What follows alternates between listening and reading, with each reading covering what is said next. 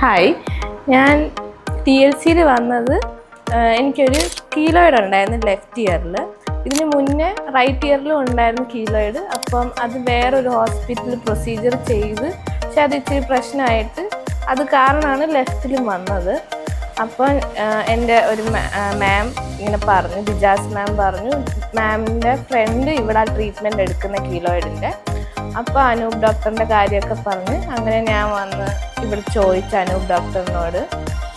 അപ്പം എൻ്റെ പ്രശ്നമൊക്കെ ഡോക്ടറിനോട് പറഞ്ഞപ്പം ഡോക്ടർ പറഞ്ഞ് ഒരു 2-3 ഇഞ്ചക്ഷൻ ചെയ്ത് നോക്കാം, എന്നിട്ട് അതിൻ്റെ ഗ്രോത്ത് നോക്കിയിട്ട് നമുക്ക് സർജറി ചെയ്യാമെന്ന് പറഞ്ഞ് അങ്ങനെ സർജറി ചെയ്ത് 2 ആഴ്ച മുന്നേ ആയിരുന്നു സർജറി ചെയ്തത്.